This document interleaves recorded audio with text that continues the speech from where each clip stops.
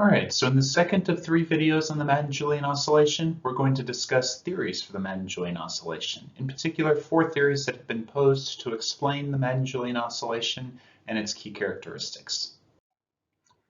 Alright, so there are requirements that any Madden-Julian Oscillation theory must meet in order for it to be characterized as a theory. So first off, we must be able to derive it from the Navier-Stokes equations that describe atmospheric motions. There has to be some sort of mathematical and physical basis for this. It can't just be a data-driven hypothesis. It must also emerge from some type of forcing, whether externally to the Madden-Julian oscillation and its convective envelope, or internal to it that is applied to these equations. So they cannot be like equatorial waves, which do not require that forcing in order to initiate. There has to be some sort of forcing that helps the Madden-Julian oscillation to initiate and then ultimately to be sustained. All Madden-Julian oscillation theories must describe three essential characteristics, and they're those three that we talked about in our previous video. That it has to move slower than all equatorial wave modes, approximately 5 meters per second, that it has to move to the east, and that it has to be planetary in scale and intraseasonal in time. So the speed, direction, and scale are all three unique characteristics of the Madden-Julian oscillation, and the combination of them is also unique. So each of the four Madden-Julian oscillation theories that we'll discuss meets these criteria. So we don't have to worry about these actually holding true for what we will discuss. And as we go forward, we'll talk a little bit about how they meet these criteria, particularly the eastward propagation direction and the planetary in space scale of the Madden-Julian oscillation.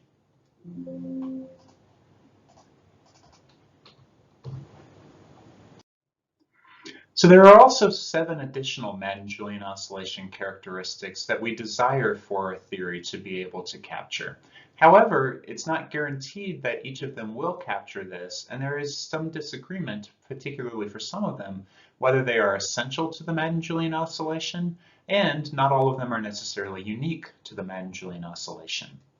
So these 7 characteristics include its three-dimensional kinematic structure that we described in our previous video, including Kelvin and n=1 equatorial Rossby waves.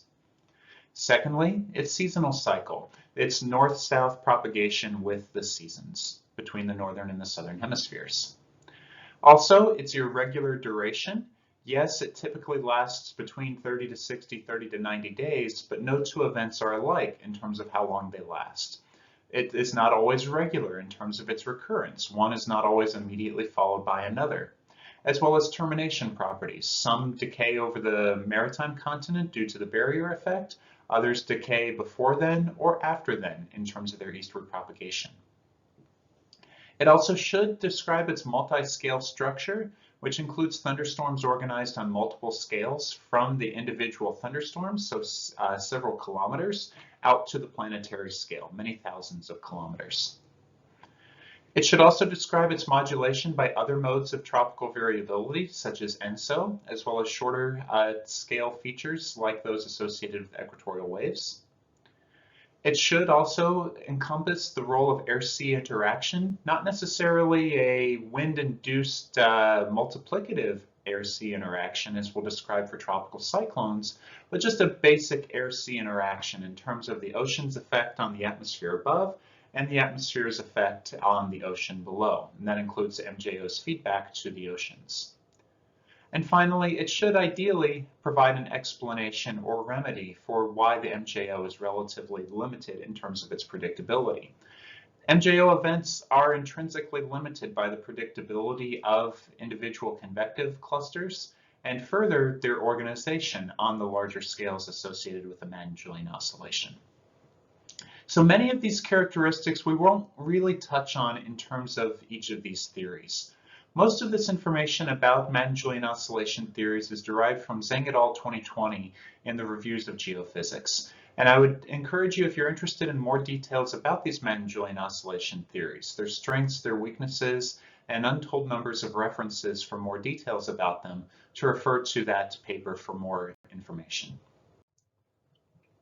So now we want to begin our discussion of our 4 Madden-Julian oscillation theories. And the first one is called the skeleton theory.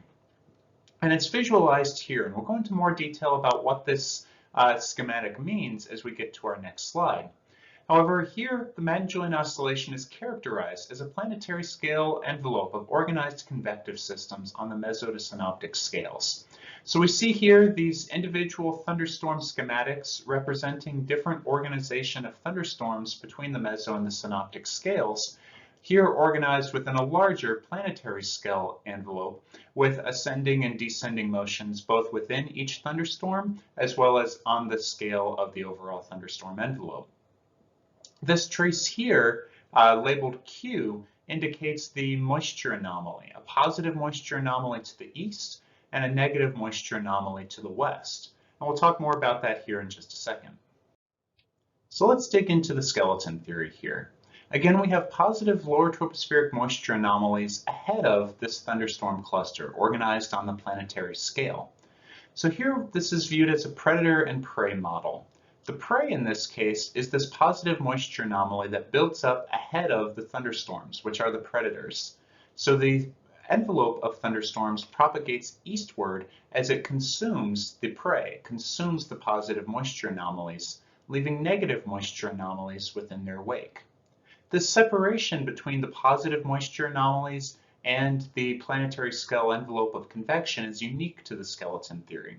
The others assume that the two are co-located with each other, with the exception of the gravity wave theory, which does not explicitly include moisture within its characteristics. But this separation is what causes the Madden-Julian oscillation to move eastward within the theory, within this context's theory. So individual thunderstorms within this broader scale envelope initiate once conditional instability is realized. The thunderstorm envelope, however, is supported by the positive moisture anomaly. It continues to grow so long as the moisture anomaly is positive, and then ceases to grow and ultimately begins to decay once the moisture anomaly becomes negative. And that's what this dashed line here represents, the growth rate associated with the overall thunderstorm envelope. In terms of what causes this moisture anomaly to develop, it's primarily surface evaporation induced by the near surface wind flowing over the underlying ocean or underlying surface more generally that causes there to be a buildup of moisture at the ground immediately ahead of the thunderstorms. Lower tropospheric ascent associated with the combination of the Kelvin waves and the equatorial Rossby waves on either side of the equator that fosters convergence immediately ahead of the thunderstorm complex is what helps to spread this positive moisture anomaly over a deeper lower tropospheric layer. So it's primarily surface evaporation as air flows inward and then deepening of that layer as it ascends within the lower troposphere immediately ahead of the convective envelope. Now we go on to moisture mode theory here. So this moisture mode theory assumes a feedback between clouds and radiation that helps to support the large-scale convective envelope associated with the Madden-Julian oscillation. It provides a mechanism by which moisture can continue to remain high or elevated within a thunderstorm envelope despite continual losses of that moisture to condensation and ultimately to precipitation as it falls out of the cloud. We have a schematic here at the top that describes the situation when there is not this feedback between clouds and radiation, and then a schematic here that describes what happens when there is that feedback between clouds and radiation. And so we'll dig into that more as we go to the next slide. So this again is predicated on cloud and radiation feedbacks, where we have radiation off in the top panel. So without these feedbacks, these thunderstorms depicted here by the scalloped areas in white are short-lived. They dry the troposphere, they bring moisture in, condense, and cause it to fall out as precipitation. So they help to dry the troposphere. They also stabilize, particularly warming the middle to upper portions of the troposphere through that latent heat release, counteracting the instability that helped to initiate them in the first place. So over time, these sets of thunderstorms gradually decay, as indicated by the reduction in their number from left to right in this top panel. However, with these feedbacks between clouds and radiation, thunderstorms become much longer lived, especially on the scale of its larger envelope, and cover a greater zonal or east to west extent. And so here we have depicted a set of clouds. The blue arrow and the white scalloped areas are just the same as before. But now we have this gray area here associated with the thunderstorm's anvil.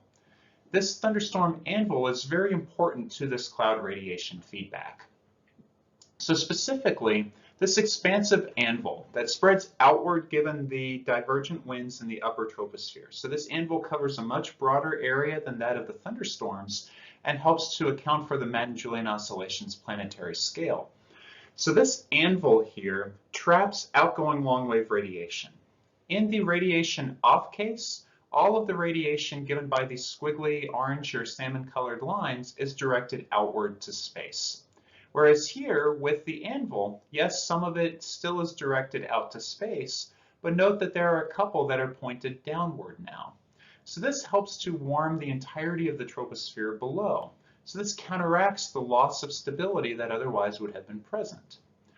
This warming, if there was not some process that tried to overcome it, would create a local maximum in temperature beneath the thunderstorm envelope compared to cooler areas surrounding that, which would violate the weak temperature gradients that we typically see within the tropics. So to try to counteract that, thinking of this warming as creating an instability, we have ascent that is associated with adiabatic cooling as air expands as it ascends. That helps to counteract that warming. And that's what's depicted by these orange upward directed arrows here in the bottom row. Note how they're lacking in the top row because you do not have that radiation feedback from the anvil cloud. But the warming that takes place as a result of that feedback facilitates extra or enhanced ascending motion, rising motion within the thunderstorm envelope. The importance of this will come to in a little bit more detail in the next slide. So now we change our schematics. Here we have the same type of convective envelope here with the anvil cloud. We have the ascending motion associated with the thunderstorms as well as that associated with the warming facilitated by the trapping of the outgoing long-wave radiation that we see here with the downward directed squiggly arrows. That diabatic warming, in addition to forcing ascent and adiabatic cooling to try to counteract that warming, also forces thermally direct circulations on the large scale. We see indications of our equatorial Kelvin wave with the horizontally or east to west directed arrows here, as well as n=1 equatorial Rossby waves. We have our cyclonic form here and our anticyclonic form here, trailing and ahead of the convective cluster respectively. Along this easterly flow here, we get the development of a positive moisture tendency, a positive moisture anomaly here. So we have easterly inflow associated with the superposition of those two equatorial waves, and evaporation from the underlying surface, just as we described with the skeleton theory, helps to increase the moisture content along this inflowing air. So you get this positive moisture tendency rather than specifically a positive moisture anomaly here to the east. And it's that tendency that helps to govern the Madden-Julian Oscillation's eastward propagation within this theory. This also helps to bring, not just gain moisture from the underlying surface, but advect it toward the cloud cluster associated with the Madden-Julian Oscillation. That ascent that we talked about a few moments ago associated with the cloud radiation feedback then takes this increase of low-level moisture facilitated by evaporation and convergence and spread it through the depth of the tropospheric column. So consequently, we've described a feedback that results in moisture import exceeding losses to condensation. Without this feedback, you don't have that transport of moisture in at low levels that is then spread through the troposphere to overcome the losses due to condensation and precipitation that take place within the clouds otherwise.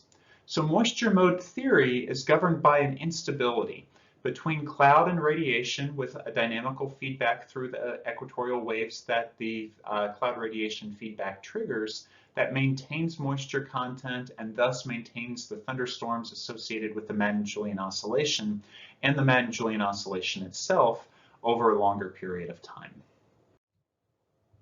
So our third theory is this gravity wave theory here. And this is associated with inertia gravity waves that are triggered by thunderstorms. It characterizes the Madden-Julian oscillation as a large-scale envelope of short-lived synoptic scale inertia gravity waves. So each individual inertia gravity wave has relatively short longevity and a relatively short horizontal wavelength. However, a larger collection of these is gathered together in an envelope, and that is what describes the Madden-Julian oscillation within this context. That envelope is governed by how far these gravity waves can travel before they encounter additional thunderstorms. When you have greater spacing between thunderstorms and/or faster moving waves, you get a larger envelope. This gravity wave theory is predicated on the difference in propagation characteristics between eastward in your context, and westward moving inertia gravity waves. And that's what's depicted here at left. So we have k here being the horizontal wave number, and omega being the frequency for these different waves. Note that for these westward moving waves, the solid curve is offset to the left of this diagram, whereas for the eastward moving waves, the dashed line, it is slightly to the right of the zero axis on this diagram. Due to the beta effect, which is the change in Coriolis with the y direction, this is positive. This is an additive effect for eastward moving inertia gravity waves and a subtractive effect for westward moving inertia gravity waves in the context of their phase speed. And so consequently, these eastward moving waves move faster than do their westward moving counterparts. So you've got sets that are moving in both directions, but the eastward moving ones, this way in your context, are moving faster than the westward moving ones. And so consequently, that's how we go from this middle panel here, where this would assume that the westward moving waves in orange and the eastward moving waves in blue have the same propagation speed, and the overall pattern would not move through time. Here, we have the westward moving ones that do not move as fast as the eastward moving ones, and so the overall convective envelope with the Madden-Julian oscillation propagates to the east. So how does this gravity wave theory work in practice? So first we start off with thunderstorms initiating. And the way that they do so in this theory is when the thickness in the troposphere falls below a specific threshold. This theory doesn't say anything about what causes that to occur. It could be some type of external forcing, it could be some type of internal forcing. But no matter what that forcing is, when that thickness falls below a specific threshold, we indicate that thunderstorms initially form. Once this takes place, these thunderstorms accumulate mass through their low-level mass convergence that then spreads that through the tropospheric column. So in response to that local accumulation of mass, you trigger inertia gravity waves that emanate outward from the thunderstorm and try to redistribute that mass away from where it has built up in the midst of the thunderstorm. As we discussed on the previous slide, these eastward moving forms of the inertia gravity waves move faster to the east than the westward forms move to the west. And so this governs the Madden-Julian oscillation's eastward propagation. Now these inertia gravity waves are associated with ridge and trough crests that have very weak ascending motion leading their ridge, and then very weak descending motion following that. And so consequently, this provides a bit of oomph added ascent along the leading edge of one of these waves to be able to lift a parcel such that conditional instability is realized. So when you have a thunderstorm, it triggers inertia gravity waves to spread the mass outward that it has accumulated. And where those gravity waves encounter a region of conditional instability, they can help trigger a new thunderstorm forming. So this describes the Madden-Julian oscillation and its collection of thunderstorms as internally forced. Once you get your initial forcing for thunderstorms, the collection of thunderstorms is self-forced through the inertia gravity waves propagating outward away from them in a conditionally unstable, warm and moist environment. There is no connection to equatorial waves within this theory. No n=1 equatorial Rossby waves, no Kelvin wave. None of that is required for this structure to be present. So these thunderstorms, we've talked about individual thunderstorms or perhaps organized convective systems on the mesotosynoptic scale.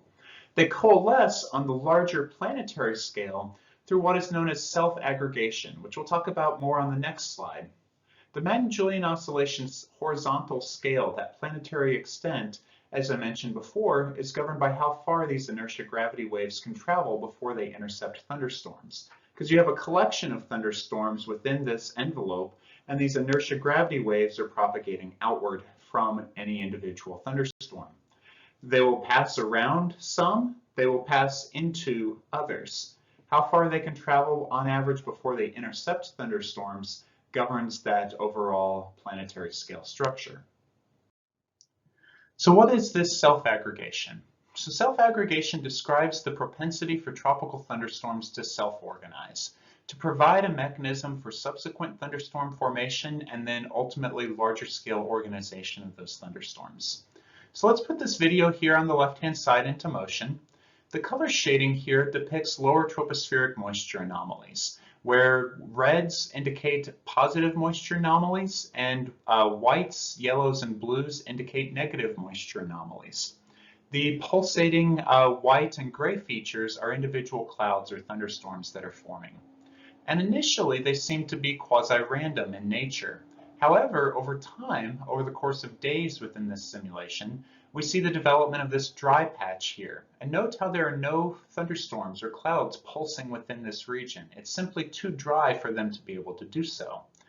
This dry area expands east-west over time, and at the same time, we see clouds and thunderstorms and positive moisture anomalies becoming concentrated along an east-west strip here on the southern edge of the domain down here. So over time, thunderstorms are causing changes to the environment that favor their persistence where they initially formed and their absence away from where they initially formed. With the scale of those features, the areas of active and suppressed thunderstorm activity, growing upscale, becoming larger over the course of time. So thinking about it from an initial perspective of what a thunderstorm does to its environment, it stabilizes. Initially, you have relatively warm conditions near the surface and relatively cool conditions aloft. This provides the instability for them to initiate.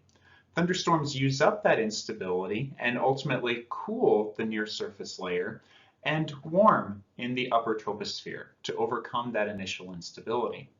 They also dry the troposphere. You have condensation and then precipitation fallout that reduces water vapor content.